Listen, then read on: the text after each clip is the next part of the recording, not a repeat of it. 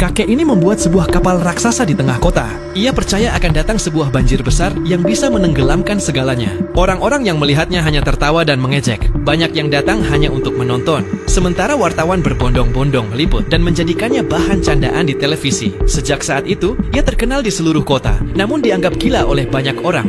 Meski begitu, kakek ini tetap sabar dan tidak mempedulikannya. Setiap hari, ia terus melanjutkan pembuatan kapal besar itu secara bertahap, bahkan sampai rambutnya beruban. Hingga suatu hari, hewan-hewan mulai berdatangan dari berbagai arah. Mereka datang berpasang-pasangan dan ikut membantu kakek itu menyelesaikan kapal besar tersebut.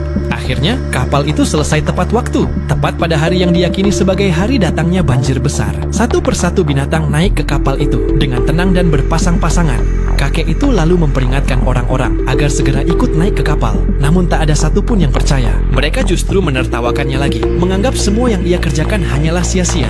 Beberapa saat kemudian, datang alat berat bersama pihak kepolisian. Mereka berencana menghancurkan kapal besar itu dan segera memerintahkan kakek itu agar keluar dan menjauh dari kapal tersebut.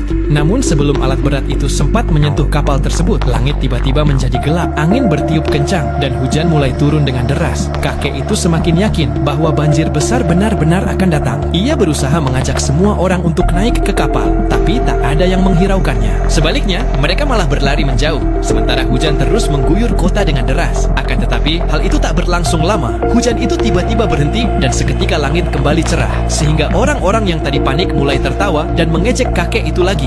Mereka menganggap kakek itu sangat aneh karena banjir besar yang ia katakan tidak pernah benar-benar datang. Namun tiba-tiba terdengar suara retakan dari kejauhan. Sebuah bendungan di atas kota tak mampu lagi menahan derasnya air, sehingga retakan pada bendungan itu akhirnya hancur dan menciptakan banjir besar yang mengarah dengan cepat ke pusat kota. Orang-orang yang melihat kejadian itu menjadi panik dan ketakutan. Mereka bergegas berlarian menaiki kapal besar tersebut. Mereka naik dengan tergesa-gesa, berebut tempat agar bisa selamat. Tak lama kemudian, banjir besar itu datang menghantam kapal.